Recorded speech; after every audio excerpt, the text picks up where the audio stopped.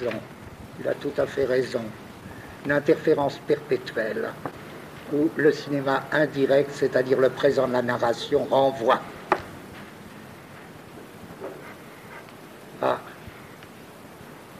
un présent vivant qui est un événement quelconque en train de se faire en fonction de la caméra.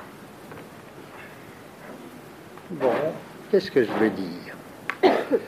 Je veux dire que, quelle que soit l'importance de l'intrigue dans un certain cinéma, il y a toujours eu, d'une part, un hors-sujet, d'autre part, un sous-sujet,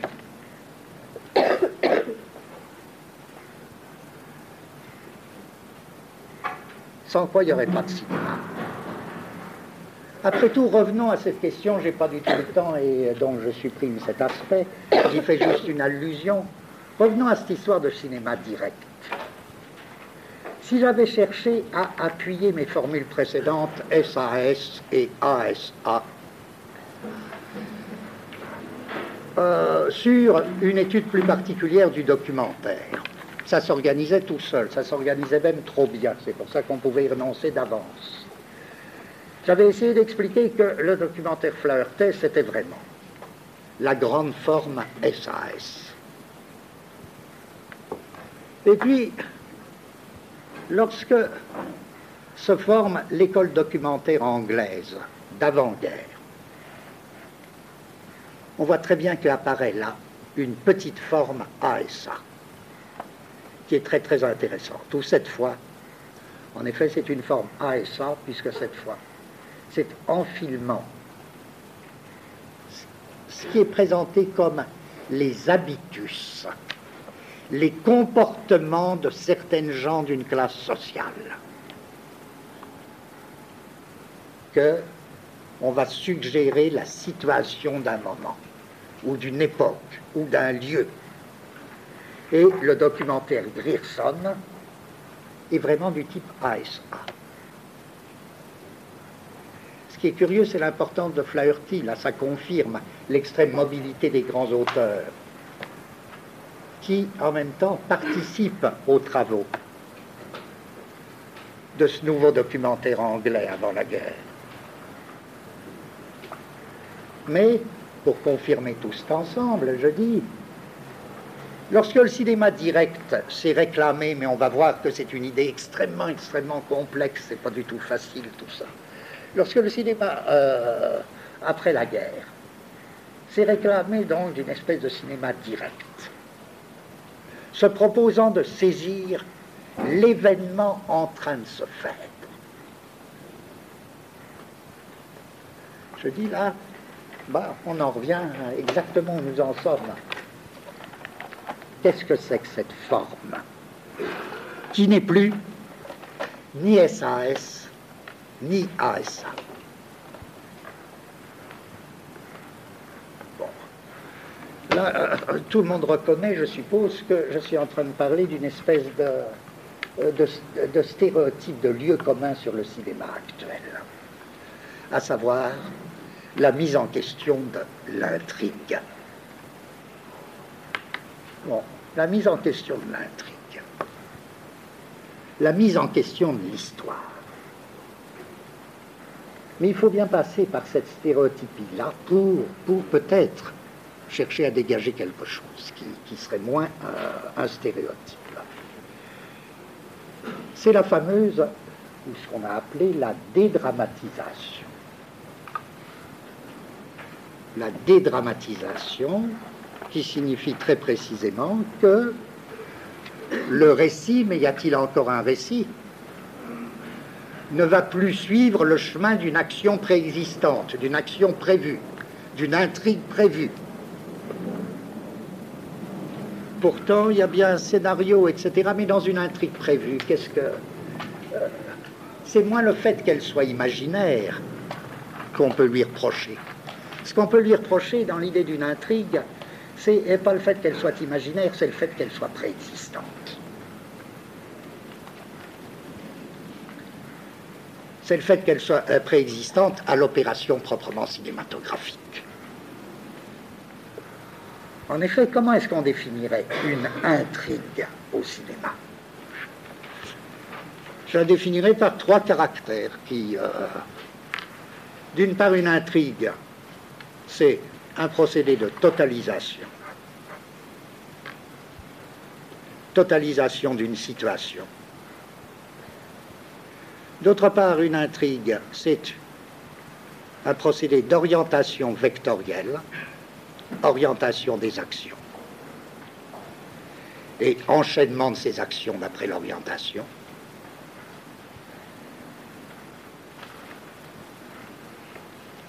Et troisièmement, c'est un processus de sélection qui groupe, qui à la fois groupe et sépare les événements et les distribue hiérarchiquement en principaux et secondaires.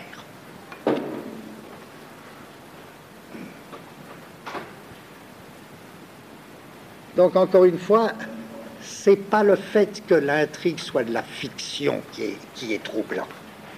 C'est le fait que l'intrigue soit préexistante à l'acte de cinéma. Et si je reprends les 3 caractères par lesquels je viens de définir une intrigue, je dis premier caractère, totalisation de la situation. Ça renverrait particulièrement à la formule SAS.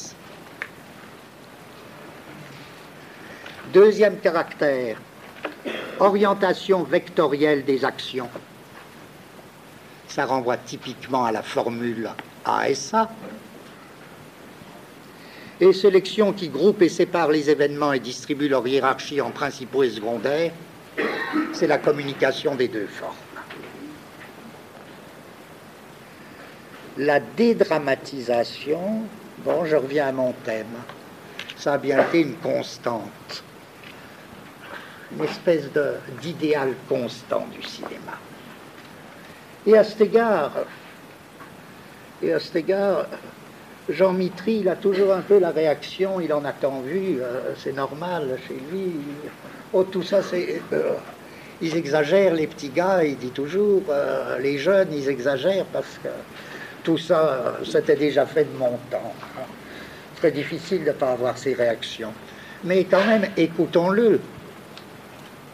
Il dit, bon, on nous parle de la dédramatisation, c'est-à-dire de la désintrigation, opérée par le néo-réalisme italien. Bon, très bien. Mais enfin, moi, je vais vous sortir des textes. Ce qui est ennuyeux déjà, c'est que c'est plutôt des textes que des films. Mais il sort des textes très beaux de Luc, qui consistent à nous dire quoi? Qui consistent à nous dire, dans du vrai cinéma, l'histoire doit résulter. Elle ne doit pas préexister. Elle doit résulter des images. Elle ne doit pas mener les images.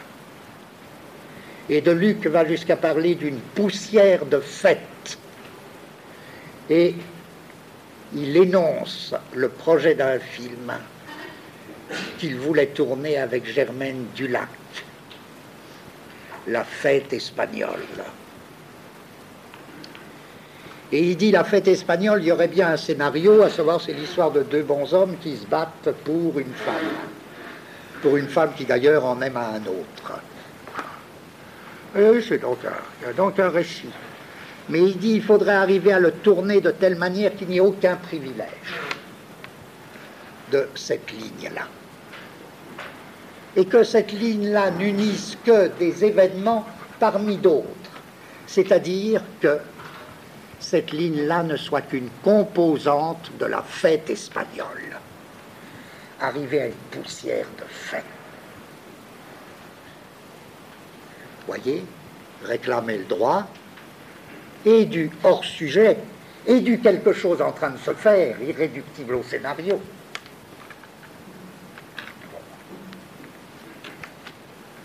Alors, quoi? Il a été fait, mais il n'a pas été fait comme ça. C'est ça qui est très curieux. Il a été peut-être fait aussi, il y a peut-être des éléments qui vont dans ce sens. Oui, oui, ils l'ont tourné, Germaine Dulac l'a tourné, la fête espagnole.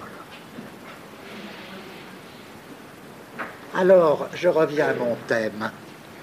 il ne faut pas oublier ce que dit Mitry. Voilà, j'avance un tout petit peu, mais vraiment, je vous demande d'être toujours très patient.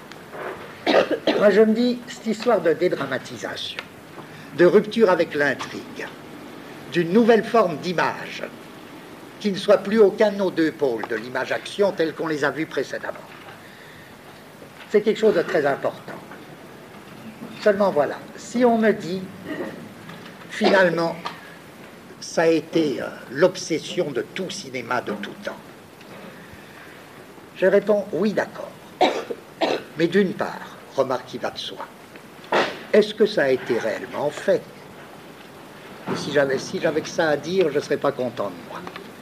Ce que je veux dire, c'est évidemment autre chose, à savoir que, même dans la mesure où ça a été fait partiellement, peut-être que ce qu'il y a de nouveau aujourd'hui, c'est que cette dédramatisation, telle que je viens de la définir, cette dédramatisation sert à un but et va avoir un effet dont le cinéma préalable, préexistant, dont l'ancien cinéma n'avait aucune idée.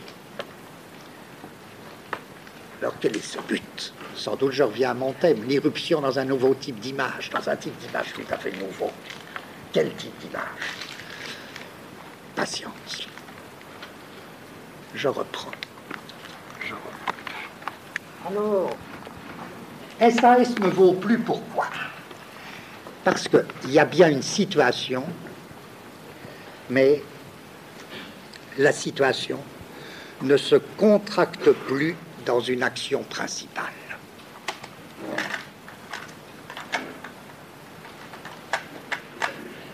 L'action à la lettre, l'action ne prend plus, presque au sens de la cuisine, quand on dit que quelque chose prend. Il y a bien une situation, c'est-à-dire ce qui est complètement supprimé, c'est cette espèce de forme que je disais, forme en sablier ou en coquetier. Vous voyez, le haut qui est S avec les actions parallèles ou alternées, le nœud de l'action, c'est-à-dire le duel, et la situation modifiée. La situation ne prend plus en action, elle ne se contracte plus dans une action principale. Ça, c'est le premier point. Mais la petite forme ASA ne vaut pas davantage. Pourquoi? Parce que dans la petite forme ASA, si vous vous rappelez, ça il faut que vous rappeliez quand même un peu les analyses précédentes, dans la petite forme ASA, les actions se prolongeaient et s'enchaînaient. Suivant quoi? Elles se prolongeaient ou s'enchaînaient suivant une situation motrice, c'est-à-dire engendrant une autre action, A, S, A'. Elles s'enchaînaient suivant une situation motrice ou ce que j'appelais une ligne d'univers.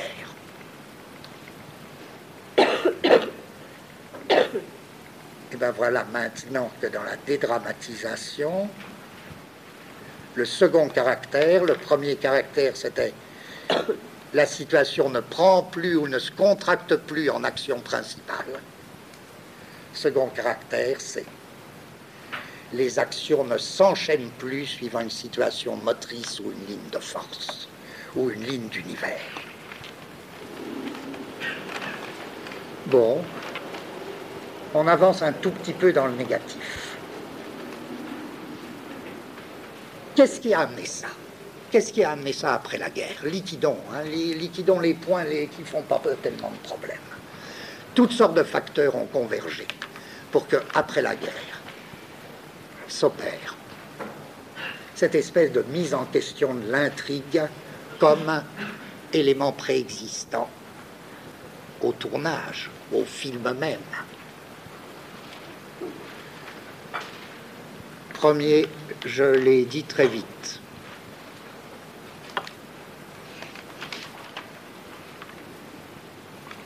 Crise d'Hollywood. En quoi ça a été très important, la crise d'Hollywood? Très important, pourquoi? Un auteur américain le dit, il me semble très bien, c'est Lumet, L-U-M-E-T. Lemaitre, il dit, vous comprenez, Hollywood, c'est exactement ce qu'on appelait une ville-compagnie. Une ville-compagnie, vous voyez ce que c'est, ça existait aussi en France, mais moindre. C'est la ville possédée par une entreprise. Et ça a toujours été considéré comme un fantastique moyen de pression du patronat. Lorsque la ville appartient à l'entreprise, par exemple Peugeot qui possède une ville ou je ne sais pas quoi, lorsque les ouvriers sont logés dans des habitations dont le propriétaire c'est le patron, etc. Il dit, réfléchissez un peu, Lemaitre il dit, j'aime bien ce texte, il dit, ben oui, Hollywood c'était exactement ça. C'est une ville compagnie, ça un peu tout ça, c'est une ville qui appartient à la production. Si bien que même du point de vue d'une appréhension de la ville, ça n'allait pas. Pourtant, il y a de grands films hollywoodiens sur la ville. Mais il dit, il y a quelque chose qu'il ne pouvait pas atteindre. Et c'est pas par hasard que Lemaitre est un des membres de ce qu'on appelle, à tort ou à raison, l'école de New York.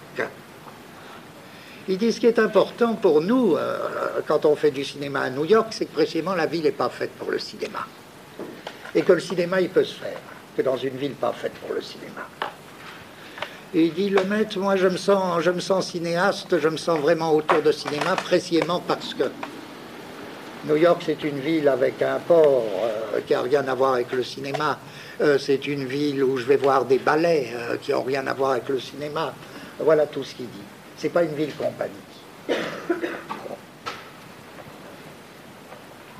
Deuxième élément, l'espèce d'ébranlement, pour ne pas dire plus, du rêve américain. Or, j'ai essayé de montrer les dernières fois que les deux formes de l'image-action, SAS et ASA', correspondaient si bien au rêve américain qu'il ne fallait pas s'étonner que ce soit les formes du film américain par excellence. Et le rêve américain, vous vous rappelez, il avait deux aspects. L'un correspondant à SAS, l'autre correspondant à SA, si bien que tout ça était parfaitement harmonieux. Le rêve américain, c'était d'une part l'idée que l'Amérique était le creuset des minorités.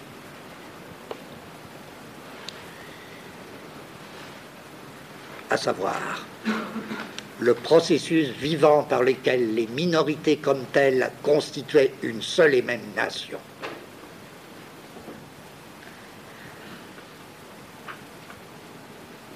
Et le second aspect du rêve américain, répondant cette fois à ASA, c'était l'idée que la situation bouge, mais que le véritable homme américain sait toujours trouver et monter l'habitus ou la réponse au changement de situation. À moins d'être un perdant né. Bon. Voilà. Bon.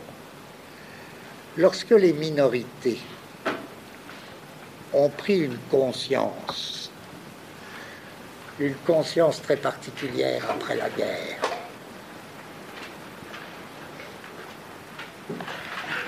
où ne pouvait plus survivre le thème du creuset fondateur d'une nation. Lorsque d'autre part le thème de le bon américain, c'est celui qui montre le comportement adéquat à la situation, quelle que soit la situation.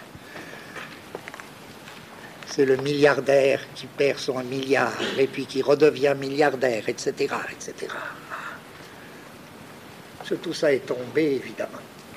Tout un mode de récit aussi tombait. Troisième caractère. Là, je mélange tout. Hein. L'évolution technique dans tous les domaines, à la fois dans le cinéma, du double point de vue sonore et visuel, cinémascope, synchronisation,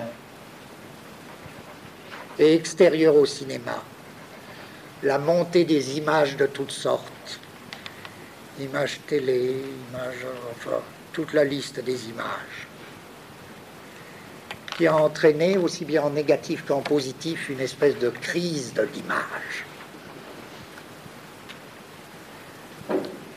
Et sans doute, cette crise de l'image, ben, elle va être très, très fondamentale pour nous, puisque dans ce qui nous reste à faire, c'est ça. C'est ça qu'il va falloir analyser. Petit 4. L'évolution parallèle d'autres arts, et notamment du roman. La disparition aussi, la mise en question de l'intrigue et du récit dans le roman. Et là, les Américains étaient bien placés. Car assurément, le plus grand qui ait fait cette mise en question et le premier qui a mené et effectué cette mise en question dans un ensemble d'œuvres, c'est Dos Passos. Et Dos Passos mène cette mise en question, quoi, avant le cinéma, à mon avis. Là, c'est le cas où ça ne cesse pas, tantôt c'est l'un, tantôt c'est l'autre qui est en avance. Mais en faisant appel à des procédés de cinéma, si bien que les romans de Dos Passos, c'est célèbre, ou du moins sa grande trilogie, USA, sera entrecoupée, les chapitres seront entrecoupés parce que Dos Passos appelle actualité, d'une part, d'autre part, biographie documentaire, d'autre part enfin, œil de la caméra. On verra tout à l'heure en quoi consistait cette mise en question de l'intrigue et du récit chez Dos Passos. Dos Passos, nous l'avons connu en France, en gros le grand public. Il était connu sans doute avant d'un certain nombre de gens, d'une minorité. Mais l'arrivée de Dos Passos en France s'est faite dans l'espèce d'exaltation de la libération. Et un de ceux qui a fait connaître au grand public Dos Passos, c'est Sartre, qui vraiment l'a pris comme une espèce de modèle. Pour Sartre, Dos Passos était le plus grand romancier vivant, le plus grand romancier contemporain. Bon, il a essayé d'appliquer Dos Passos dans ses propres romans, les méthodes Dos Passos, évidemment. On ne peut pas appliquer. Mais enfin, nous, ça nous est venu relativement tard, parce que là, je précise quelque chose, parce que c'est une question de fait, mais qui nous sera bien utile plus tard. En revanche, en Italie, Dos Passos était connu depuis longtemps, depuis beaucoup plus longtemps. Pourquoi? Parce qu'un grand auteur italien, à savoir Pavese, avait traduit les Américains, et notamment avait traduit Dos Passos.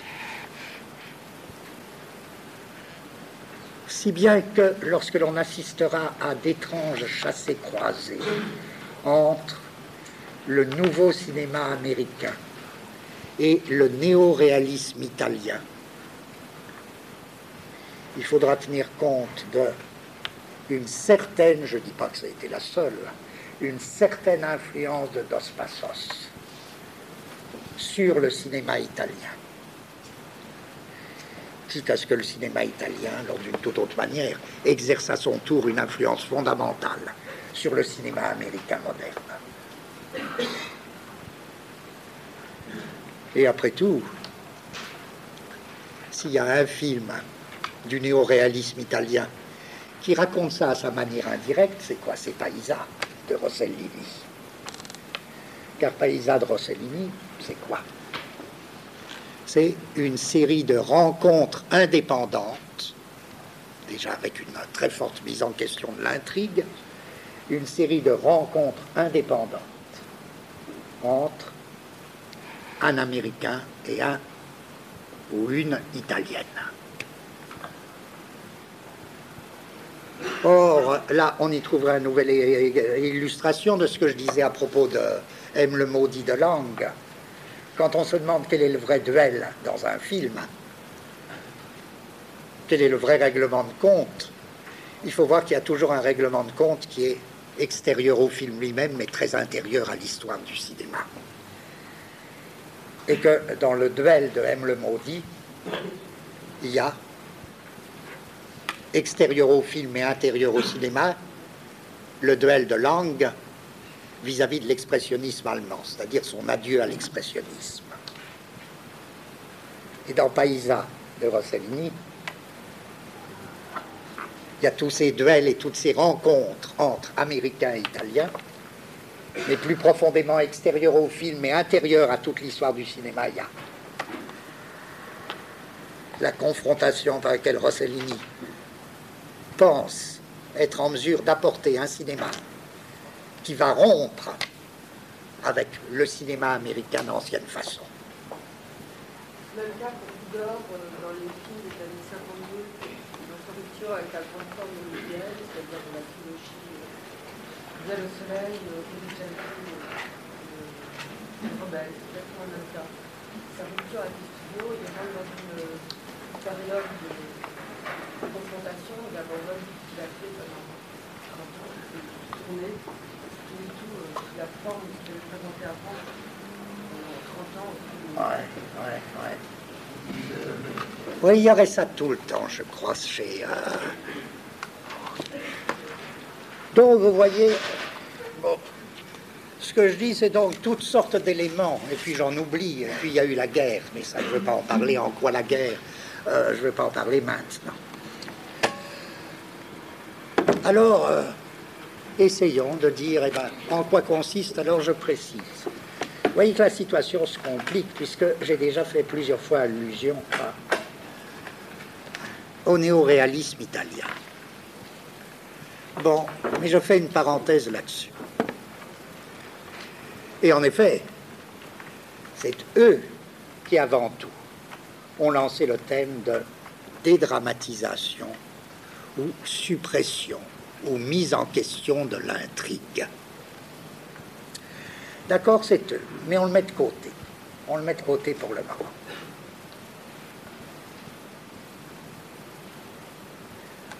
Parce que si l'on considère qu'il y a eu répercussion sur le cinéma américain, ce qu'il me faut, moi, c'est pousser, c'est faire comme si je fais, pour le moment, je fais une espèce d'impasse. J'ai une raison pour le faire, parce que je crois que le néoréalisme italien, sous certains aspects, est allé tellement loin que, précisément, il a déjà franchi, il a déjà dépassé tout ce que j'ai encore à dire. Alors, je suis bien forcé de ne pas en tenir compte pour le moment. Si bien que, même fictive, je ne m'occupe que d'une continuité dans le cinéma américain. En disant, d'accord, il y a eu l'influence du néoréalisme. En quoi? Bon, on ne sait pas encore, c'est pas ça qui m'intéresse. Ce qui m'intéresse, c'est comment, quelle que soit l'influence du néoréalisme sur le cinéma américain, comment ce cinéma américain récent a donc rompu avec les deux formes d'image-action. Et la rupture se faisant sur les deux thèmes suivants. Encore une fois, on tient juste. C'est ça que je veux enfiler dans une continuité fictive. La rupture se faisant en ceci, il n'y a plus de situation capable de se concentrer dans une action principale. D'autre part, il n'y a plus d'enchaînement d'actions suivant une situation motrice ou une ligne d'univers.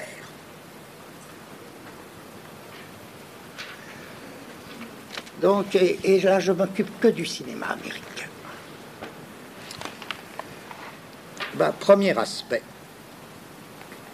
En effet, la situation ne prend plus dans une action principale, ne se contracte plus dans une action principale. En d'autres termes, ça revient au même, la situation a cessé d'être collective. Il n'y a plus de totalité collective. Et pourtant, il y a bien une espèce de totalité, mais c'est une totalité dispersive. Là, je voudrais aller vite parce que je ne me rends pas compte s'il faut que... Si je vais trop vite, vous me le dites. Je veux bien, mais on a tellement à faire. En d'autres termes, la totalité collective, c'était cette totalité qui réunissait tous ces éléments de manière à les serrer dans une action principale. Et bien, dans un certain cinéma, c'est fini, dans un certain cinéma américain. Qu'est-ce qui apparaît? Il y a pourtant totalité, mais un tout nouveau type.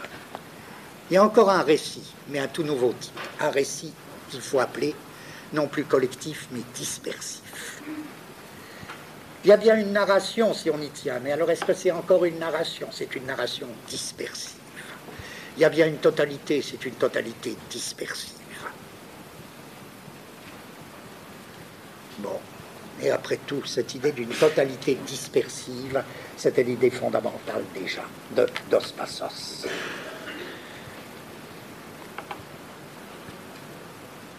La trilogie USA comportait un premier livre,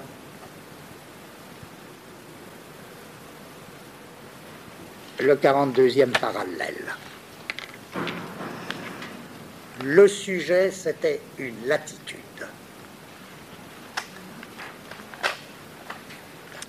Le deuxième tome s'appelait 1919.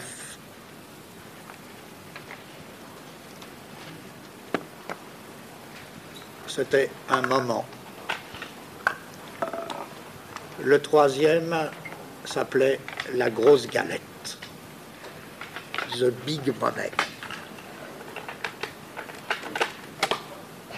Bon.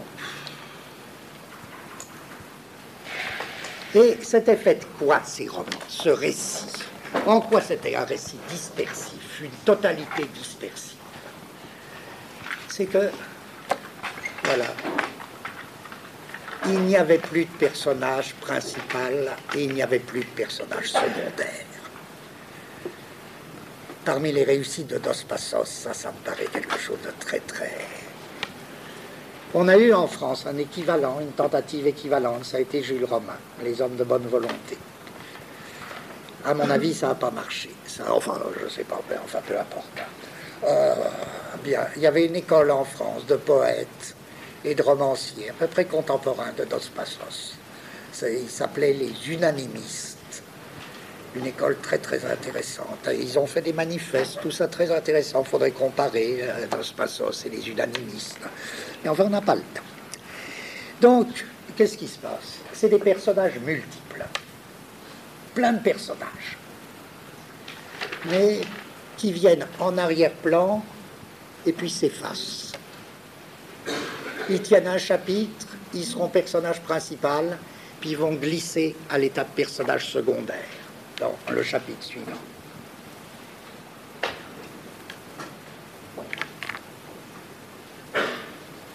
Et entre ces personnages, il y aura tantôt des interférences, tantôt pas d'interférences du tout. Les interférences, même quand elles sont là, seront réduites au minimum. Un personnage est traité dans un chapitre comme personnage principal. Et puis, il devient personnage secondaire, c'est-à-dire, on apprend par le nouveau personnage principal, ah oui, qu'il s'est marié. Puis il ressurgira, mais voilà qu'il n'est plus marié. Il y a une ellipse là, tout ça.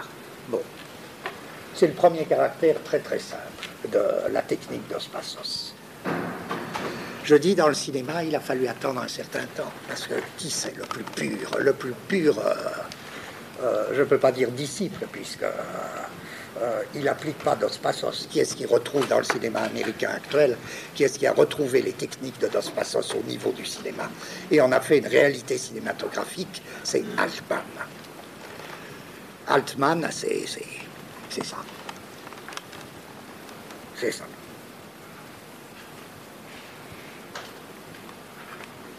Et l'espèce de, pas seulement chez Altman, mais dans tout ce cinéma dont je vais parler, un thème constant.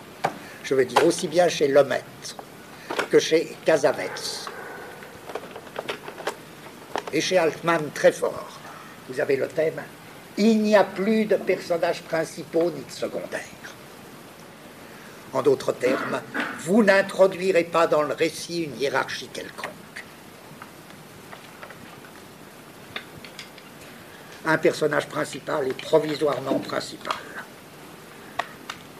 Le personnage principal n'est que le premier des personnages secondaires à un moment donné. Le personnage secondaire est lui-même principal, au moins virtuellement, etc. Tout ce thème que vous trouvez. Encore une fois, pas seulement chez Altman.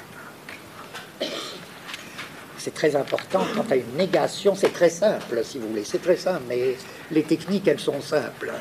C'est très important du point de vue d'une espèce de critique du récit. Or, le film de Altman, il y en a beaucoup, mais les deux films, du moins principaux, quant à cette technique de la réalité dispersive, ou de la totalité dispersive, où il n'y a plus ni principal ni secondaire, c'est évidemment Nashville,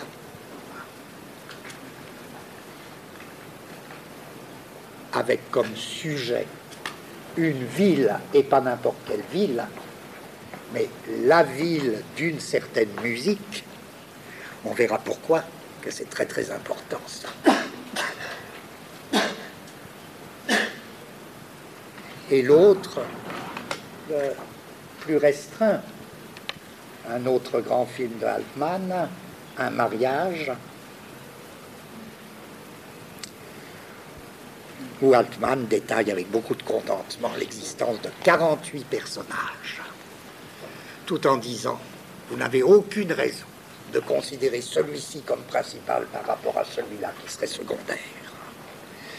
Et là, c'est tout le thème d'Altman, et qui est évidemment lié au cinémascope, et qui est lié au son synchrone. Il y a les fameuses techniques les 8 pistes sonores de Nashville, enfin toutes sortes de choses. Je ne développe pas tous ces points, mais tout le thème de Altman arrivait à faire plusieurs mises en scène en une. Ça, c'est la formule de la totalité dispersive. Et il emploiera des moyens techniques très variés. Tantôt la profondeur de champ. Mais c'est pas forcé. La profondeur de champ, elle n'était pas faite spécialement pour ça. Je veux dire, c'est une utilisation très originale de la profondeur de champ, s'en servir pour faire du dispersif.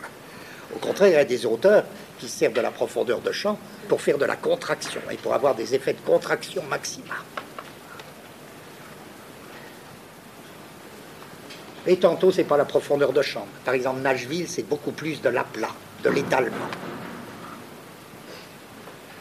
La profondeur de champ, elle apparaît très fort dans un troisième film qui est California Split. Bon, enfin. Et je dirais ça, c'est la première définition, alors, essayons de faire le concept d'une notion comme celle-ci. C'est la première détermination, il me semble, de ce qu'on peut appeler un fait divers. On va voir comment on va retrouver, il va falloir trouver toutes sortes de déterminations du fait divers. Je dirais la première détermination du fait divers, de ce qu'on appelle un fait divers, c'est que c'est un événement prélevé dans une réalité dispersive.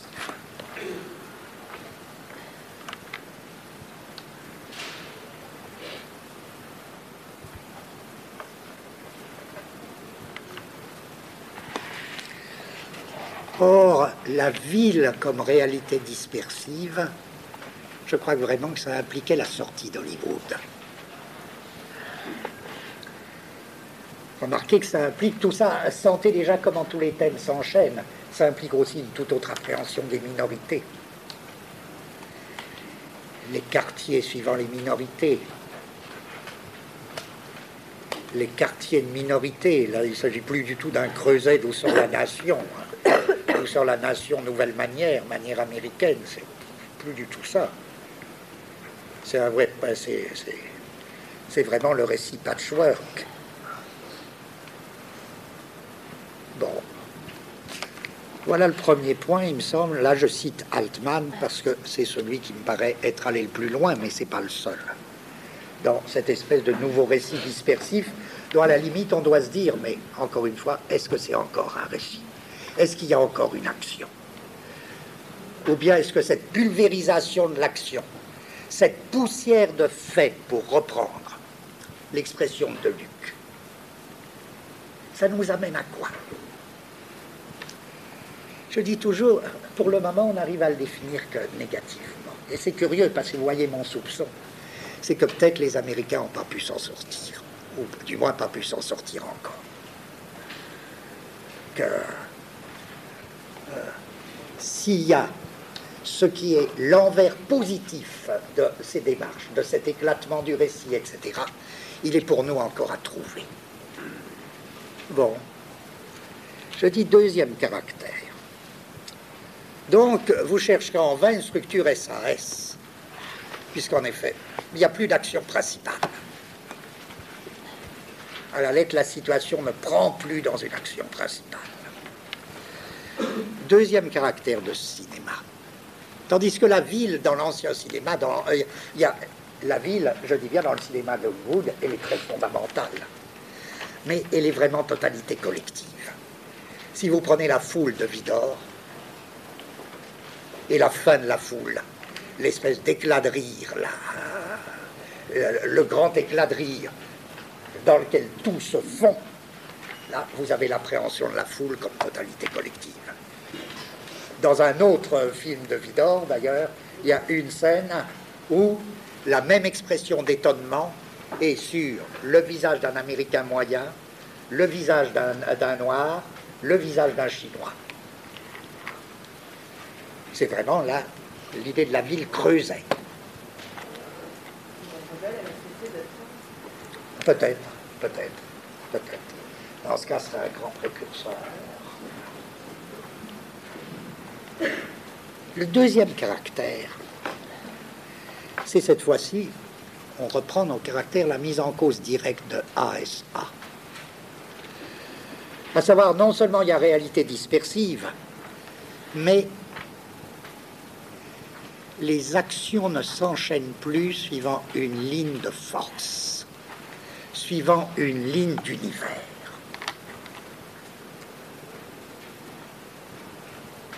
Et ça, c'est très important.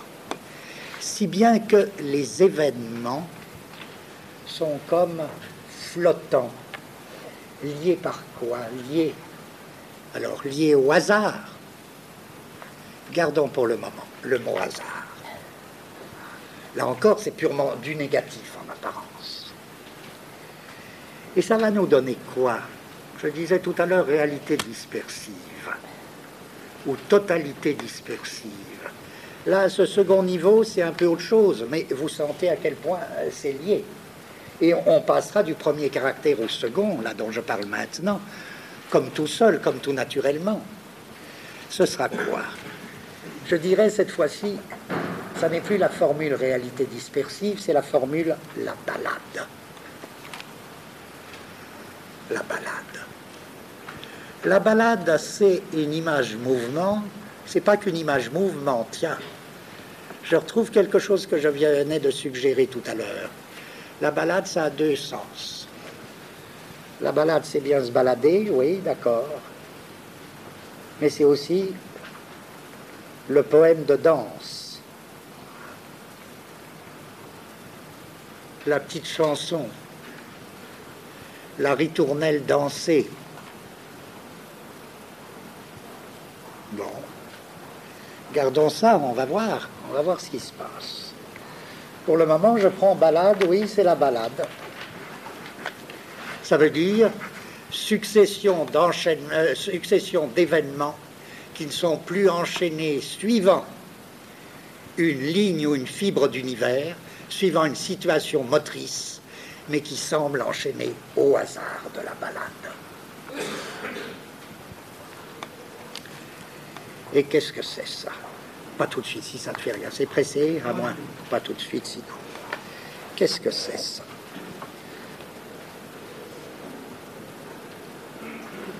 Je cite comme ça, mais chacun de vous pourra avoir une autre liste.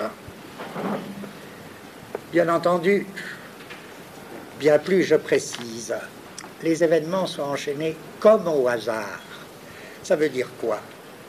C'est que la ballade, elle a pris un sens particulier et qu'elle ne ressemble plus à un voyage à l'allemande. Elle ne ressemble plus à un itinéraire spirituel, à un voyage sentimental ou à un voyage de formation. Non, pas du tout une formation. Les ballades de Wenders gardent encore un aspect, je veux dire, pas pour diminuer la nouveauté de Wenders, mais sa nouveauté est manifestement ailleurs. Chez Wenders, il y a bien une tradition allemande par laquelle la ballade reste en effet quelque chose d'initiatique, de formateur, Bildung. Mais là, dans le cinéma américain, la ballade, rien du tout. C'est une ballade. C'est une ballade avec succession d'enchaînements comme au hasard. Remarquez que, là aussi, je multiplie les précautions. Dans la génération beatnik, la ballade, elle est encore formatrice et initiatique.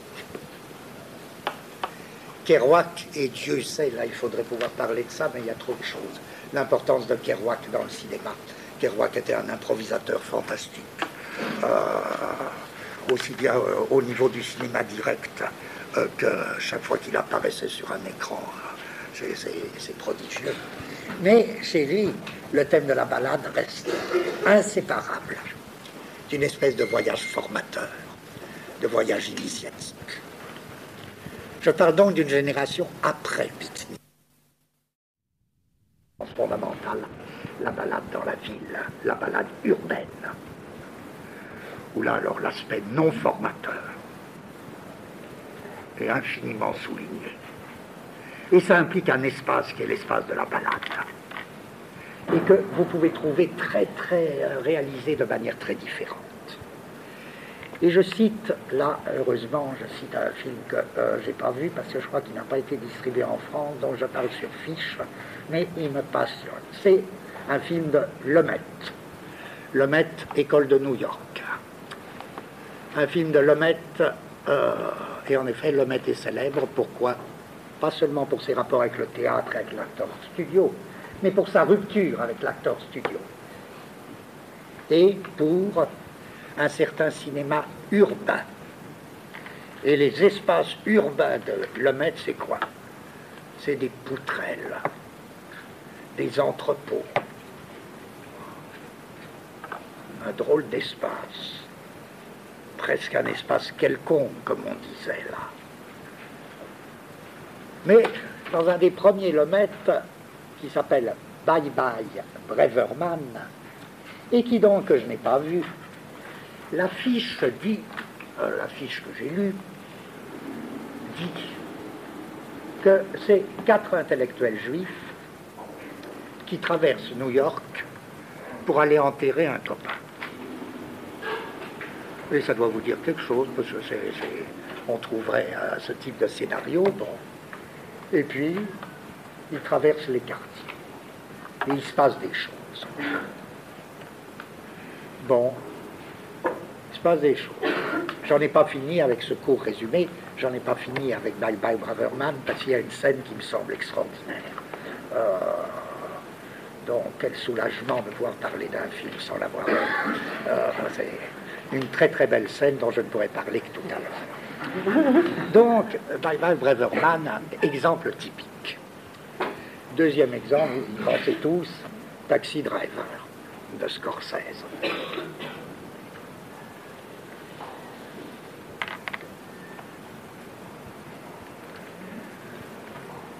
Le troisième exemple, un certain nombre de films de Cassavetes. Notamment Gloria, Le bal des vauriens, La balade des sans-espoir.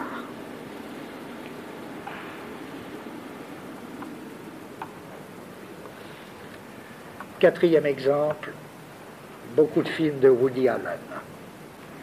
Au point que, d'une certaine manière, Woody Allen, ce serait la version burlesque du film balade. Chacun ayant son style, chacun ayant... Mais assez d'exemples. Comment la définir, la balade, alors?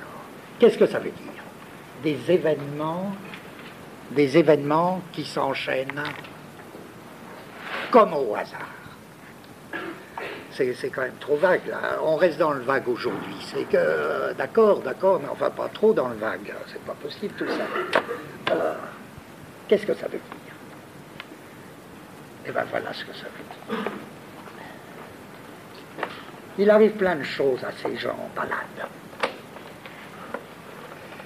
Mais ce qui leur arrive, et sentez que c'est un style de vie très particulier, ce qui leur arrive ne leur appartient pas. Les événements surgissent, les situations se forment. Je ne peux même pas dire qu'ils y soient indifférents. Parfois, ils y sont vaguement indifférents. Vaguement. Comme s'ils étaient seulement à moitié concernés. C'est tout nouveau. Le rendez-vous compte par rapport au jeu. Vous sentez tout de suite une nouvelle génération d'acteurs.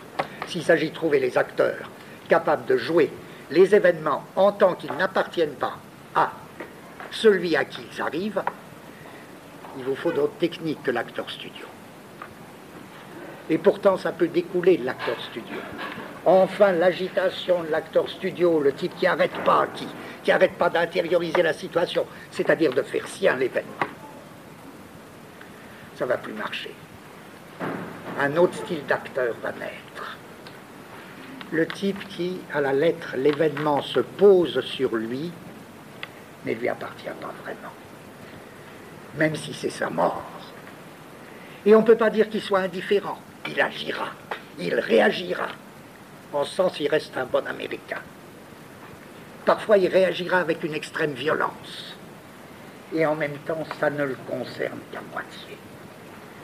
L'événement ne s'implante pas en lui-même, même si c'est sa mort, même si c'est sa souffrance. L'événement ne lui appartient pas. Or, ça, c'était le second grand caractère du récit de Dos Passos. Les gens devenaient milliardaires, perdaient leur fortune, d'accord. C'est pas que ça les touchait pas, on ne peut pas dire ça. Mais ça les touchait sur un mode perpétuellement de l'amorti. Ils voyaient leur mort arriver. C'était comme dans un accident de voiture où on la voit. Dieu que j'aurais besoin de ça pour dégager ce à quoi je veux arriver. Vous savez, comme on la voit arriver. C'est même comme ça qu'on s'en sort, mais on la voit. Elle est là, puis bon, mais ça ne me concerne pas.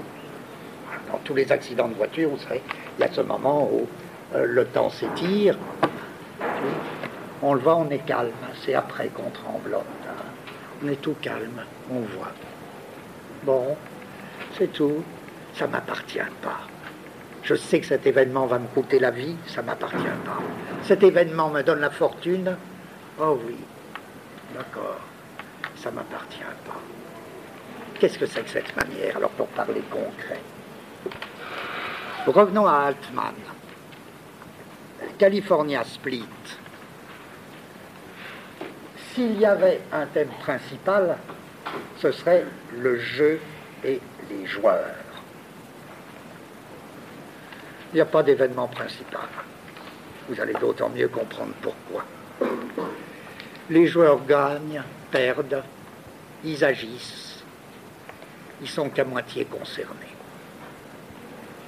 Et à la fin de California Split, il y a un des personnages, que je ne peux pas dire principal, parce qu'il n'est vraiment pas principal. Altman s'intéresse aussi bien à ce qu'il y a dans la profondeur de champ, c'est-à-dire la foule, et pas du tout aux deux joueurs. Mais l'un des deux joueurs a fait un gros gain et termine, et ça me paraît très symbolique, ça fait partie des phrases symboles qui éclairent un film, et le joueur dit « et le pire ». Et le pire, c'est que ça ne me fait pas beaucoup d'effet. Pourtant, il se comportera comme la tradition le veut. Il dira au besoin, ah bon, j'ai gagné. Ou il dira, oh, j'ai perdu. C'est des personnages qui ne cessent de vouloir se débarrasser de l'événement. Voilà.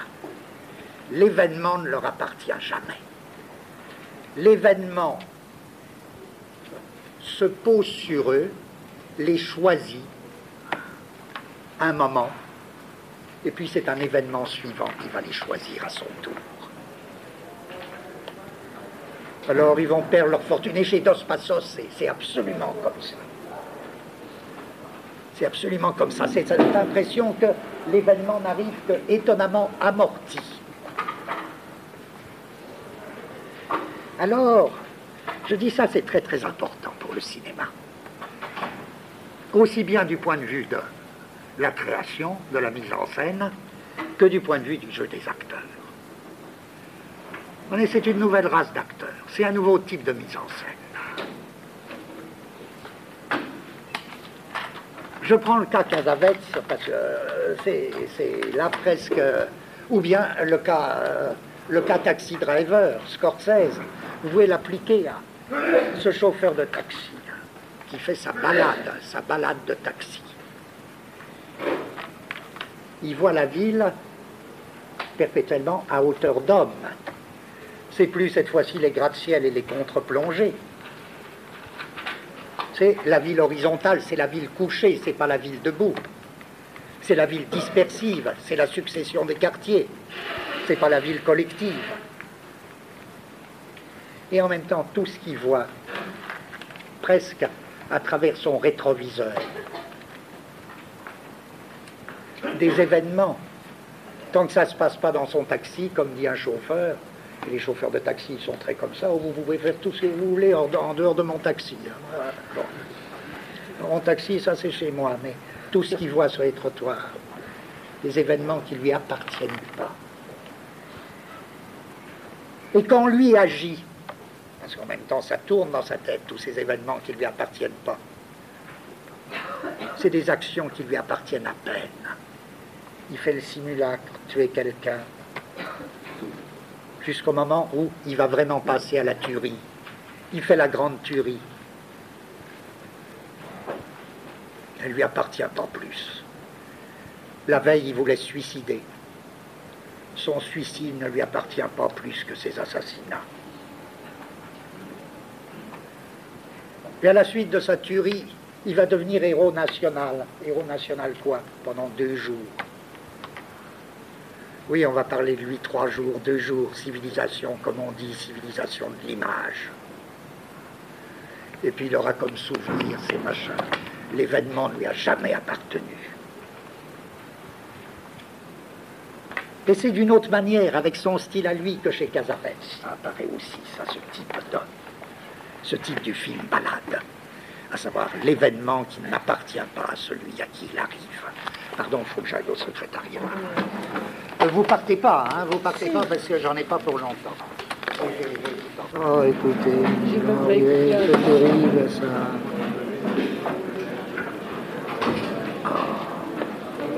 Passe-moi une cigarette, tu veux bien.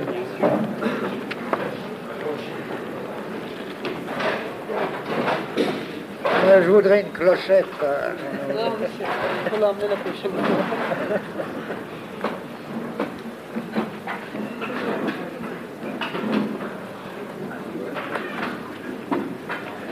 Alors, comme toujours, c'est la base de l'injustice parce que je ne peux m'en prendre qu'à ceux qui sont là. Donc, c'est pas juste. Ça m'est égal qu'ils partent, mais comme ils vont revenir, ça m'est pas égal.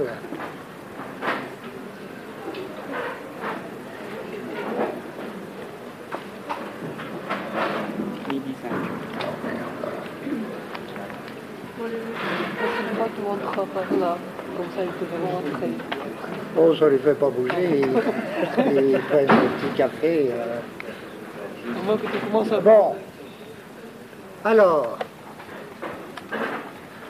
je dis, si l'on essayait de former un concept de fait divers, Moi, je crois qu'il y aurait 3 déterminations. Ce serait bien pour une dissertation de Bachot, ça ferait 3 parties, quoi. Je disais, le fait divers, c'est d'abord une série d'événements prélevés dans une réalité dispersive. C'est premier caractère. Deuxième caractère, c'est l'événement... Merci beaucoup. Oui. Deuxième caractère, c'est l'événement en train de se faire. Voilà. Et il n'y en a que 2, c'est pas gai, ça. L'événement en train de se faire. Et sentez que c'est lié, les troisième caractère, l'événement qui n'appartient pas ou qui n'appartient qu'à moitié à celui à qui il arrive. Or, pourquoi ça m'intéresse? Non seulement la manière dont on passe comme naturellement d'un de ces sens à l'autre, mais pourquoi ça m'intéresse du point de vue du cinéma? Car je prends l'exemple, alors très vite, je prends l'exemple de cet auteur Cassavetes.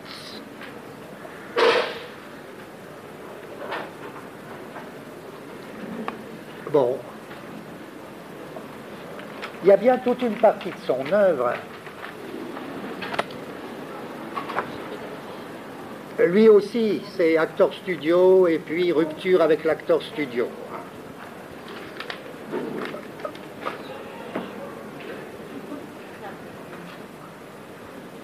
Lui aussi, ça part par un certain nombre de films, dont le plus célèbre est Shadows, c'est comme ça que ça se prononce, Shadows,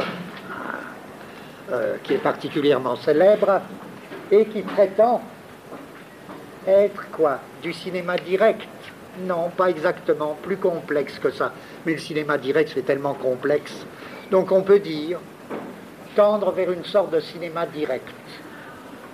Il y a pourtant un minimum d'intrigue.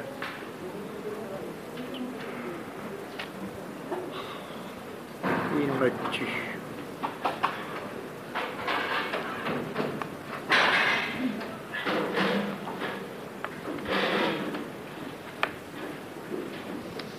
Il y a un minimum d'intrigue. À savoir, le thème, c'est un noir qui n'a pas l'air d'être noir et qui a un frère qui, lui, est vraiment noir. Une fille qui est leur sœur, qui n'a pas l'air non plus d'être noire. Elle tombe amoureuse et réciproquement d'un blanc. Et Cassavetes insiste beaucoup là-dessus.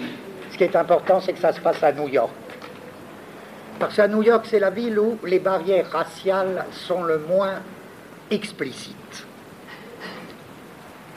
Vous voyez, c'est pas du préexistant. Ville libérale entre toutes. Mais suggère Cassavetes les micro-barrières, les barrières qui se font sur le moment, quitte à se défaire à un autre moment, sont d'autant plus frappantes. Et tout un racisme gagne en latence ce qu'il a perdu en expression directe et en institution. Et donc, dans Shadows, il va y avoir la grande scène lorsque tout le monde est réuni, mais vous allez voir que cette réunion est précisément sur le mode de la réalité dispersive, et que le blanc amoureux s'aperçoit avoir le frère vraiment noir de la fille qu'il aime, que la fille est elle-même une noire.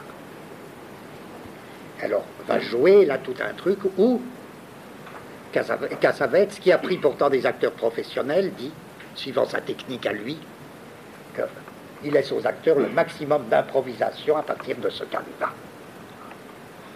Événement en train de se faire. Mais ma question, c'est pourquoi est-ce que, dans une autre partie de son œuvre, Cassavetes passe à une autre structure? À savoir, cette fois-ci, c'est plus l'événement en train de se faire, c'est l'événement qui typiquement n'appartient pas à celui à qui il arrive. Gloria.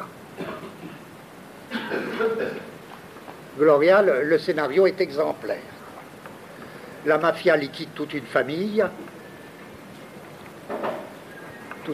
portoricaine dans mon souvenir, et n'est sauvé de cette famille qu'un petit garçon que les parents ont eu le temps de chasser de l'appartement et de confier à une voisine d'immeuble. Et la voisine d'immeuble se trouve dans une situation impossible. Les petits garçons, elle n'a rien à en faire, elle n'aime pas ça. Elle n'aime pas les enfants. Et elle a ce gosse qui s'accroche à elle. Là, c'est typique. Vous comprenez, je cite cet exemple parce que l'événement ne lui appartient pas.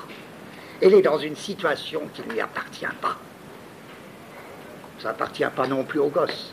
La situation ne leur appartient pas. Elle va être entraînée. Alors, des actions, c'est dire, elle n'est pas du tout passive. Hein, mais elle est qu'à moitié concernée. Et bien qu'elle soit à moitié concernée, elle va jouer du revolver. Elle va assassiner plein de gens. Et il y aura un type d'image qui, dans Gloria, m'a énormément frappé. L'image, elle est poursuivie par les gens de la mafia qui veulent liquider le petit gosse. Et donc, elle est elle-même condamnée. Elle est l'ancienne maîtresse d'un type de la mafia. Tout ça, c'est des situations, si vous voulez, qui n'ont rien perdu de leur intensité. L'acteur lui-même est très actif. Elle se balade dans la ville. Elle fait la balade, puisqu'il faut qu'elle fuit. Et puis, il y a des types d'images, alors très, très Casavex. Elle arrive dans un petit restaurant où il n'y a personne. Et elle se fait servir. Et le temps qu'elle tourne la tête, il y a les types de la mafia qui sont à une table. Comme si l'événement était brusquement rempli. Là, l'espace était brusquement rempli par l'événement. Et elle est poussée vers, alors elle s'enfuit, etc. Et ça n'arrête pas. Mais elle n'est pas concernée. Elle sera assassinée à la fin. Pas concernée. Ou concernée à moitié. Encore une fois, je ne trouve pas d'autre formule. L'événement ne lui appartient pas. L'événement concerne sa vie, sa mort, mais ça ne lui appartient pas. Dans un autre cas, le bal des Vauriens, il y a un personnage très très étonnant. Le film commence, le bal des Vauriens, dans mon souvenir, ça commence comme ceci. Il y a un type assez charmant, très charmant, mais c'est un charme très spécial, le charme de l'homme à qui arrivent des choses qui ne lui appartiennent pas. Ça peut donner un charme, ça peut donner de pauvres types. C'est un côté, oui, le pauvre type, les héros de Dos Passos, l'insignifiant, mais aussi ça peut donner des charmes très très étranges. Et alors là, dans le bal des Vauriens, bon, il commence par chercher des filles. Il est en plus patron de cabaret, il réunit 3 filles, mais il les emmène pas. Comme si il a agi, il s'est donné la peine de réunir les 3 filles, mais il n'a rien à leur dire, il n'a rien à faire avec. Hein. Ça ne le concerne qu'à moitié, alors il se met à jouer. Ça ne le concerne pas non plus, il perd. D'accord, il perd. Bon, mais je rends très mal compte de cette impression, vous sentez, c'est une drôle d'atmosphère. C'est vraiment le film balade. Même balade intérieure, les événements se lient au hasard. Il perd et il essaie même pas de rembourser. Là aussi, ça lui appartient pas tellement.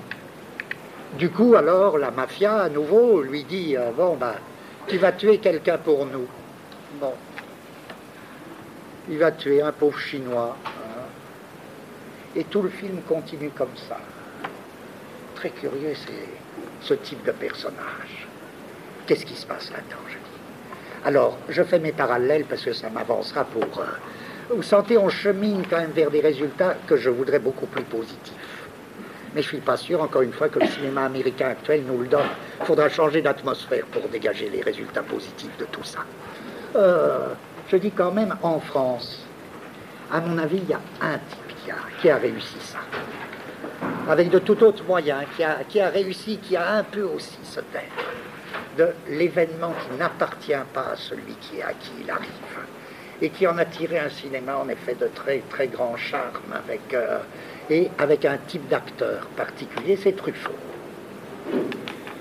Si vous pensez à Tirer sur le pianiste, très très typique, moi je vois de grandes ressemblances entre le cinéma Cassavetes et le cinéma Truffaut, je suppose, sans influence directe de l'un sur l'autre, mais ça me paraît très, ceux qui ont vu ou revu Tirer sur le pianiste, c'est très ça. Le type et le charme là de l'acteur, c'est-à-dire d'Aznavour, est très de ce type. Type qui est jamais qu'à moitié concerné. L'événement se pose sur lui, l'habite un instant, puis c'est un autre événement. On ne peut pas dire qu'il se laisse aller. Encore une fois, l'héroïne de Gloria, elle ne se laisse pas du tout aller. Elle tire, elle protège l'enfant, elle veut se débarrasser de l'enfant. Mais d'une certaine manière, il ne cesse pas de se débarrasser de l'événement au lieu de le faire leur. C'est des anti-stoïciens, si je voulais dire quelque chose. Le stoïcisme, c'est fait tien l'événement qui t'arrive. Et d'une certaine manière, en un tout autre style, l'acteur studio, il ne cesse pas de faire comment faire sien l'événement qui lui arrive, ou qui est censé lui arriver. Là, c'est pas ça. C'est pas ça. C'est très curieux. Chez Truffaut, je vois ça dans Tirer sur le pianiste et dans la trilogie. Dans la trilogie Baiser volé, l'amour conjugal et le troisième, je ne sais plus quoi. Et c'est pas par hasard qu'un acteur, alors, si je cite un acteur français, un acteur du type Jean-Pierre Léaud, est fondamentalement le personnage de ce film Ballade. C'est notre version à nous de ça. Bon, voilà. Vous prolongez de vous-même. Hein. J'insiste, j'ai oublié plein de choses dans Lemaitre. Il y en a plein comme ça de films Ballades. Même Un après-midi de chien, la balade, elle est rétrécie. Si vous vous rappelez les mouvements de l'après-midi de chien. Étonnant. Étonnant. L'espèce de ballet entre la grande pièce de la banque et la rue. Il y a tout un film Ballade et le pauvre type, joué par Pacino, le pauvre type là, il n'est même pas concerné. Pourtant, il agit. Dieu qu'il agit. Il séquestre. Son copain se fera tuer. Et puis, la grande balade, alors, jusqu'à l'aérodrome. Tout ça. Lemaitre avait déjà réussi ça avec Serpico. Il le retrouvera avec Le Prince de New York. Il y aurait plein d'exemples de ce type de film. D'où troisième caractère. Vous voyez, mais mon premier caractère, c'était, quant à ce nouveau mode de récit, entre guillemets, c'était la réalité ou la totalité dispersive. Deuxième caractère, qui détruisait SAS. Deuxième caractère, c'était le film Ballade, qui cette fois suppose une rupture de l'autre formule ASA, puisqu'encore une fois, les événements ne s'enchaînent plus suivant une ligne d'univers. Et vous voyez pourquoi ils semblent s'enchaîner au hasard. Ils ne s'enchaînent pas au hasard. En fait, ils ont l'air de s'enchaîner au hasard parce qu'ils ne tiennent pas, au sens de tenir, ils ne tiennent pas à l'individu sur lequel ils se posent. Cette mort me fait mourir et pourtant c'est pas la mienne. Cette richesse m'arrive et pourtant c'est pas la mienne. Encore une fois, le fin mot de tout ça, c'est California Split. Et dire que ça ne me fait même pas d'effet. Et encore une fois, ce n'est pas de l'indifférence. C'est pour ça que j'arrive mal à le dire. C'est pas de l'indifférence. C'est beaucoup plus de l'appartenance, c'est-à-dire de la non-appartenance. Or ça, c'était pleinement dans Dos Passos, je veux dire, au niveau de la littérature. C'est pour ça que j'ai l'impression qu'il retrouve quelque chose, que c'est un des rares cas où la littérature... Pas un des rares cas d'ailleurs, c'est un cas où la littérature a eu un certain nombre d'années d'avance sur le cinéma. Bon, troisième caractère qui nous reste à faire. Comment expliquer? veux dire, il y a quand même un problème. Comment expliquer ces deux aspects, réalité dispersive et mouvement de la balade sans formation, c'est-à-dire sans appartenance? Ben là, sans doute, c'est le plus fort de Dos Passos. Car en effet, le danger, c'est quoi?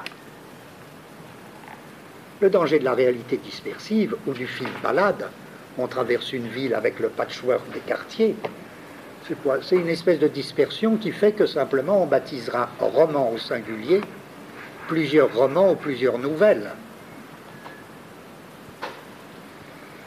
Dispersive ou pas, il faut bien qu'il y ait une unité, sinon ça ne vaut pas la peine.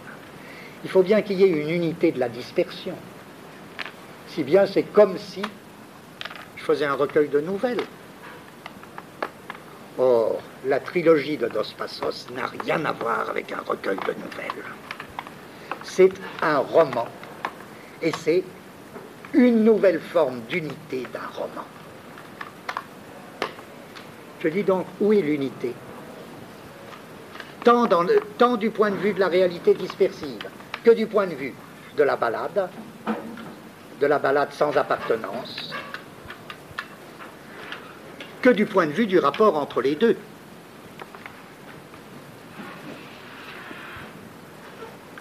C'est là que j'en viens donc à une technique, à la technique de Dos Passos, qui consiste à insérer entre ces chapitres des actualités, des biographies, des œils de la caméra. Et pour lui, ce n'est pas la même chose. Car je crois, et là j'invente rien, parce que ça a été très bien montré par, justement, quelqu'un qui, à la Libération, était très proche de Sartre, qui est Claude Edmond de Magny, et qui avait fait un livre qui est resté un livre très important, sous le titre « L'âge du roman américain », où elle insistait énormément, aux éditions du Seuil, où elle insistait énormément sur une comparaison entre roman américain, cinéma américain. Et elle analyse très bien la fonction de ces éléments bizarres chez Dos Passos. Actualité, biographie, œil de la caméra. On va voir. Je vous lis pour ceux qui ne connaissent pas Dos Passos, mais je pense que... Voilà, dans La Grosse Galette, la première actualité. Je lis lentement. Lentement, mais vite.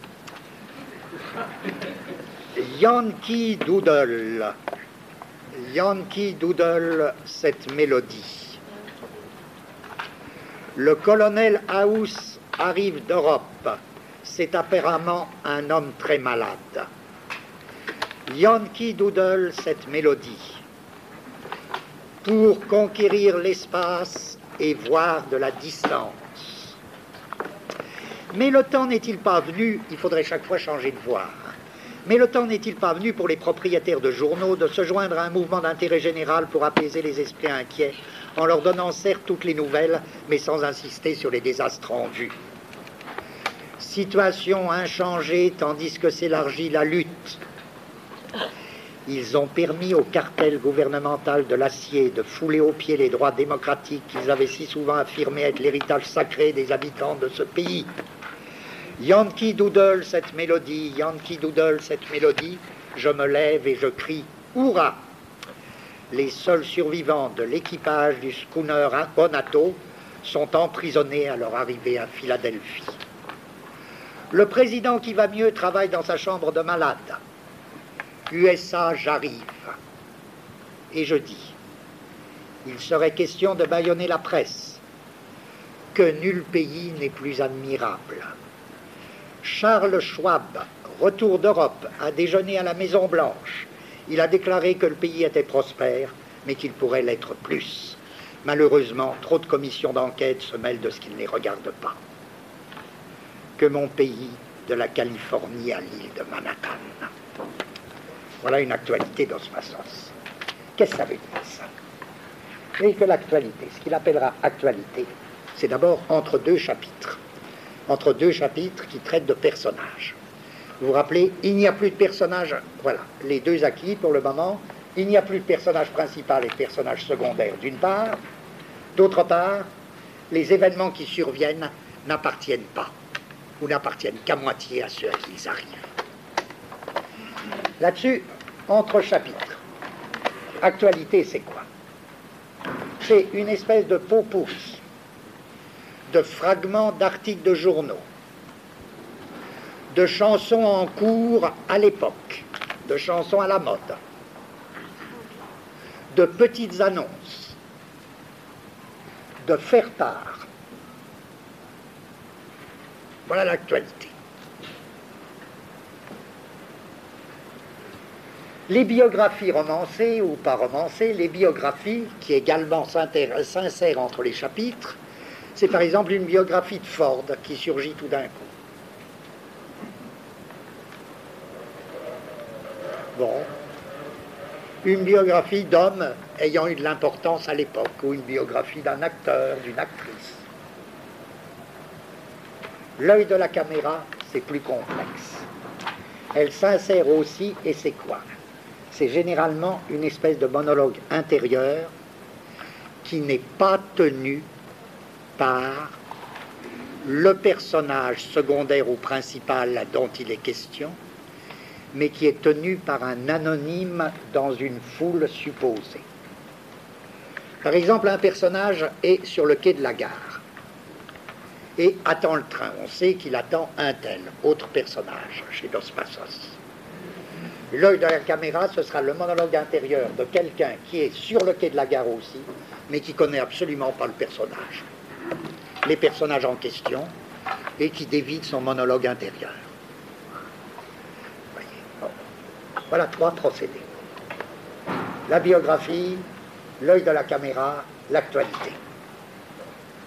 Qu'est-ce qu'il en attend, Dos Passos? C'est ça qui circule à travers tout le livre. Pourquoi? Parce qu'il ne les fabrique pas au hasard, ces actualités, ou ces monologues intérieurs, œil de la caméra. Il ne les fabrique pas du tout par hasard. Tantôt ça préfigure, tantôt ça devance. Quelque chose qui ressemble de près ou de loin à un événement qui va, avec des petits tirets, ne pas appartenir au personnage auquel il arrive. Ça devient une technique diabolique. Je veux dire, il me semble ça peut... c'est pas du collage. C'est pas non plus du cut-up. À mon avis, c'est une technique très efficace et qui est proche à la fois, qui emprunte des éléments de collage, des éléments de cut-up. C'est très très curieux comme technique. Et qu'est-ce que ça veut dire? Qu'est-ce que ça veut dire? Ben, il est temps maintenant de... Pourquoi? Voilà pourquoi. Je dirais que ces 3 éléments, eh ben, ils ont bien quelque chose de commun. C'est des clichés. Appelons ça des clichés. C'est des clichés. Des clichés flottants. Des clichés anonymes. Biographie de grand homme. Monologue intérieur d'une personne anonyme. Clichés, partout des clichés. Partout des clichés, c'est-à-dire partout des images. C'est le monde des images clichés. Le monde conçu comme vaste production de l'image cliché. Et les clichés peuvent être sonores ou optiques. Clichés sonores, des paroles. Clichés optiques, des images visuelles. Mais bien plus, ils peuvent être intérieurs ou extérieurs. Il n'y a pas moins de clichés dans notre tête que sur les murs. Et c'est ce que montre très bien Claude Edmond-Magny, à savoir, comme elle dit, les personnages de Dos Passos, ils n'ont pas de fort intérieur. Ça veut dire quoi? À l'intérieur d'eux, il y a la même chose qu'à l'extérieur, à savoir clichés, rien que des clichés. Et quand ils sont amoureux, c'est d'une manière, c'est comme si en eux-mêmes, ils racontaient de la manière la plus stéréotypée du monde à quelqu'un d'autre les sentiments qu'ils éprouvent. Car les sentiments qu'ils éprouvent, c'est eux-mêmes des clichés. Et quand je dis le cliché, il peut être intérieur ou extérieur. Et il est en nous, non moins qu'hors de nous. Et notre tête, elle est pleine de clichés, non moins que. Si bien qu'il ne faut pas accuser les murs, il ne faut pas accuser les affiches. On produit les affiches autant que les affiches nous produisent. Cliché, il n'y a que ça. C'est une vision plutôt pessimiste, mais on verra qu'est-ce qu'on peut en tirer. Tout ça, on nage dans le négatif, dans tout ça. Cliché partout, cliché qui flotte, qui se transforme en cliché mental, qui revient en cliché physique, tout ça. Qu'est-ce qui se passe? Il faut évaluer la parole, il faut évaluer les images au poids. Ce sont des forces physiques. On dit aux gens parlez, parlez, parlez, allez-y, parlez, exprimez-vous. Et voyez, c'est terrible direct. Allez, exprimez-vous directement. Directement. Mais ce qu'ils ont à dire, et ça je le dis d'autant plus que je le vis, sauf cas exceptionnel, sauf quand j'ai bien préparé, qu'est-ce que vous ou moi on a à dire? Sinon précisément les clichés dont on se plaint qu'on nous les impose quand nous ne parlons pas. Et qu'est-ce que nous entendons à la radio, à la télévision? Qu'est-ce que nous voyons de jour en jour? Et plus que c'est direct, plus que c'est pathétique. On voit des gens, quand on les convie à parler, dire exactement les clichés contre lesquels ils protestaient quand ils disaient « on m'empêche de parler ». C'est en ce sens que je disais, mais enfin, si vous pensez au nombre de situations et de forces sociales qui vous forcent à parler dans la vie, qui que vous soyez, y compris dans vos rapports d'amour, dans vos rapports les plus personnels, dis-moi un petit quelque chose. On comprend tout de suite qu'il n'est possible d'éprouver, de sentir, de voir que des clichés qui sont en nous non moins qu'ailleurs. Mais très bien, parlez, qu'est-ce que vous pensez? Qu'est-ce que vous pensez de ça? Ou bien je dis non, écoutez, non, arrêtez, c'est pas. Ou bien, je vais dire quelque chose, si je me réveille, j'aurai une honte absolue. Je vais dire exactement ce qui me faisait marrer quand c'est l'autre qui me disait que je disais au quelconque. Bon, je vais dire la même chose parce qu'il n'y a pas deux choses à dire. Passez à la radio, passez à la télé, vous vous retrouverez crétin. Vous vous retrouverez crétin, pourquoi? Mais pour quelque chose qui nous dépasse. Il est évident que direct ou pas direct, vous ne pourrez dire que ce que vous abominez quand vous l'entendez. Et avec effroi, vous vous direz, mais c'est moi qui viens de dire ça. Si bien que la vraie tâche aujourd'hui, c'est précisément arriver à des vacuoles de silence. Arriver à vraiment rompre avec cette espèce de pression sociale, mais à tous les niveaux, qui nous force à parler, qui nous force à donner notre avis. C'est comme dans les concours. Donne ton avis, mais attention, tu gagnes si cet avis coïncide avec l'avis des autres. Parfait, c'est la fabrication du cliché et sa transformation de cliché intérieur en extérieur et d'extérieur en intérieur. C'est ça le système. Or, c'est pas d'hier en un sens, ça a pris avec un... C'est en sens qu'on peut dire, civilisation de l'image. D'accord, on est en train de préciser un peu cette notion de civilisation de l'image. C'est pas d'hier, je dis. Il y a un livre excellent sur le romantisme anglais, de Rosenberg.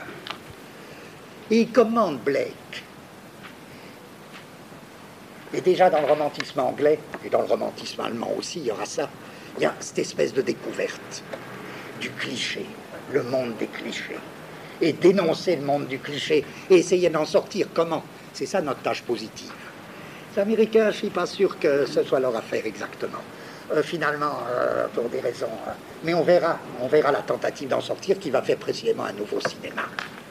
Mais c'est cette prise de conscience que l'image est fondamentalement cliché intérieur ou extérieur. C'est de là qu'il faut partir. Et c'est à ça que le cinéma américain arrive. C'est cette prise de conscience fondamentale. Cliché, tout est cliché. Il faut presque aujourd'hui en rester à cette conclusion très désolante, puisque l'espoir va nous arriver la prochaine fois. L'espoir va nous arriver, on sera sauvés. Mais il faut bien passer par cette prise de conscience. Or, Blake, cité par Rosenberg, Blake a une phrase, j'aurais pu vous dire, elle est signée Godard. C'est vraiment une phrase. Oui, Godard a une phrase, donc, qui est signée Blake. Il y a un extérieur étalé à l'intérieur et un extérieur étalé... non, pardon. Il y a un extérieur étalé à l'extérieur et un extérieur étalé à l'intérieur. Je veux dire, si vous prenez, c'est une phrase d'un fragment d'un poème qui est Jérusalem. Il y a un extérieur étalé à l'extérieur et un extérieur étalé à l'intérieur. C'est exactement le monde du cliché. C'est exactement, ça me paraît convenir, mais mot à mot au roman Dos Passos. Si bien que qu'est-ce qui va faire la communication entre tous ces personnages qui ont très peu d'interférences les uns avec les autres? Qu'est-ce qui va faire l'unité de la réalité dispersive? Je peux répondre maintenant. Pour Dos Passos, c'est les actualités, les biographies, l'œil de la caméra, c'est-à-dire l'univers mental et physique du cliché. Et ça va culminer dans quoi? Finalement, ça va culminer dans la petite chanson. La petite rengaine, Yankee Doodle. Yankee Doodle qui va passer d'un point à un autre, qui va se répandre là sur tout le monde. Bref quoi, une petite ritournelle. Et voilà que la ritournelle intervient au cinéma comme quelque chose de fondamental. Pourquoi? Le petit air. Du coup, ça va nous lancer plein de problèmes, parce que je fais un bond. Il y a un autre grand auteur de cinéma qui a su utiliser la ritournelle avec génie, c'est Fellini. Il est clair que je ne parle pas de cette ritournelle-là, qui a une toute autre fonction, la ritournelle Fellini. Mais si on était amené... Excellente scène Dos Passos. Ça, c'est des morts anonymes. Et voilà que le type se balade dans le cimetière, et donne aux morts les dernières nouvelles. C'est passé ceci, des nouvelles qui concernent personne, quoi. Ils sont morts, c'est des morts anonymes, pourtant chacun a sa petite case, hein. Il se balade dans le cimetière, il dit, vous savez, les Anglais viennent de bombarder les Malouines, ouais, oh, et puis mon voisin, il a fait du bruit hier, puis il chantonne une petite chanson. Bon, une actualité. Une actualité pour qui, pourquoi? Ça ne le concerne pas. Ça ne concerne pas les morts. Ça concerne quoi? Ça concerne le surgissement et la mobilisation de l'image cliché pour elle-même. Deuxième exemple, la fin célèbre de Nashville de Altman. Après un assassinat affreux, la réalité dispersive se réunit. Tous les personnages sont là. Et ils se réunissent pourquoi? Alors, la collectivité se reforme. Une chanteuse très lamentable, une chanteuse ratée, entonne une petite chanson, une ritournelle. Et cette ritournelle va être reprise par des enfants, par une bande d'enfants, qui n'est pas du tout liée à l'assassinat qui vient de se produire. Et Altman commente. Il dit, ben oui, on peut interpréter ça de manière très différente, parce que c'est une coutume en Amérique qui dit, vous voyez, quand une catastrophe arrive, on se réunit pour chanter, ce n'est qu'un au revoir, etc. On se réunit pour chanter, et il dit, bien sûr, c'est ridicule, moi, c'est ridicule, il dit, mais d'un autre côté, on pourrait dire c'est héroïque. Et puis c'est très important que ce soit une chanteuse nullarde, qui attend depuis longtemps le grand moment de sa carrière qui ne viendra jamais. Bon, elle lance ça, c'est elle qui chante. Bon, et puis les enfants reprennent. Et il dit quoi? Et un soldat aussi. Ouais. La chanson, elle s'en va. Le cliché passe ailleurs, à la petite chanson. Et il cite un autre de ses films, mais que je n'ai pas vu, ça n'a aucune importance, où la chanson a encore beaucoup plus d'importance, la petite ritournelle Altman. C'est quoi? Je sais plus, ça n'a pas d'importance. Hein, vous me croyez, il y a un autre film. Ah, un couple parfait. Parce que dans un couple parfait, dit-il, les chansons la comblent des ellipses de l'action. Et elles sont directement en rapport avec tel moment de la vie d'un des personnages. Donc, la petite chanson, le cliché qui passe, là, devient réellement un élément de cette espèce de narration dispersive. Il ne faut pas s'en tenir à la petite chanson, encore que cet aspect ritournelle ou petite chanson, j'en aurais besoin particulièrement dans l'avenir. Mais, il faut considérer que dans tout ce cinéma, le cliché va apparaître sous quelle forme? Eh bien, pas seulement sous la forme de l'image visuelle, etc., mais d'un pouvoir, et que ça va déterminer la présentation du pouvoir politique, ou plus profondément du pouvoir social, sur la ville comme réalité dispersive. Et la ville comme réalité dispersive ne pourra jamais être saisie qu'à travers le système d'images, c'est-à-dire de clichés flottants qu'elle produit elle-même. Comme s'il y avait là alors une double dimension de l'image. Image de la réalité dispersive et cette image elle-même recouverte par les images clichés qu'elle produit.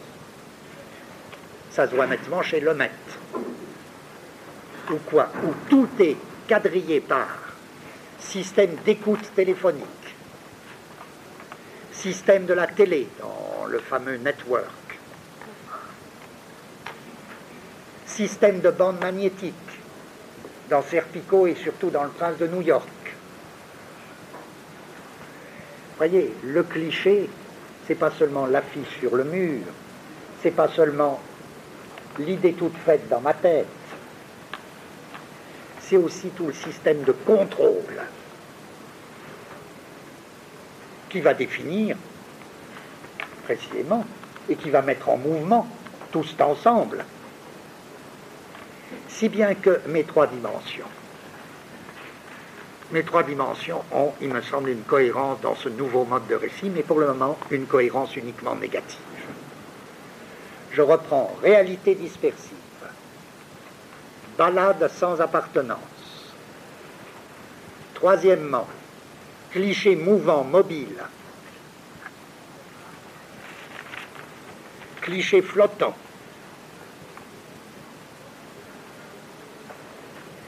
C'est comme si, quoi, j'arrive à une première conclusion, c'est comme si l'image.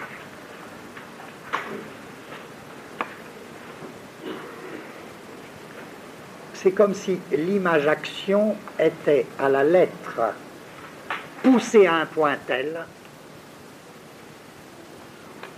que tout se renverse.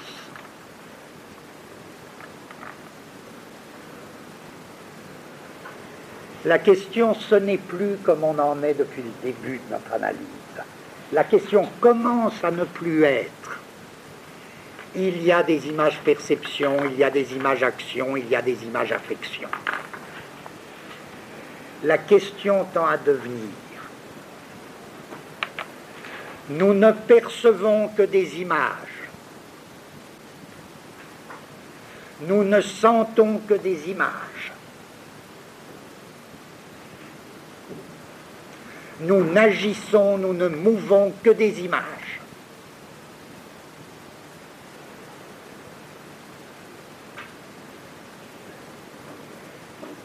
Ces images, c'est le cliché. Ce que nous voyons, c'est des images.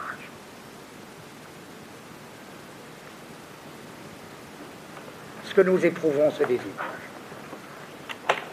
Ce que nous mettons en mouvement, c'est des images. Bon. Alors, quel va être le problème? Le problème, ça va être, bon, commençons à employer des mots qui nous sont familiers. C'est juste des images.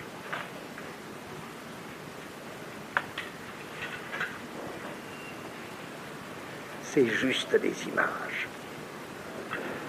Comment on va faire? En d'autres termes, s'il y avait une question positive, ce serait, c'est quoi? Ce serait comment arriver à percevoir l'image cliché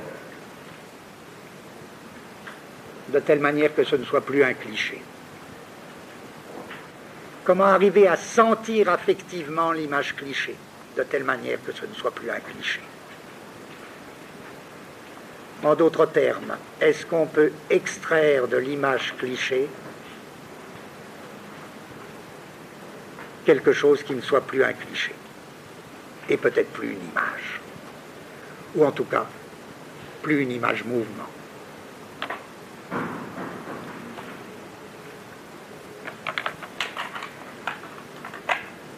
Et je dis juste pour en finir, les Américains, le cinéma américain actuel est allé très loin, il me semble, très très loin dans cette découverte, dans cette espèce de renversement critique du problème de l'image cinématographique.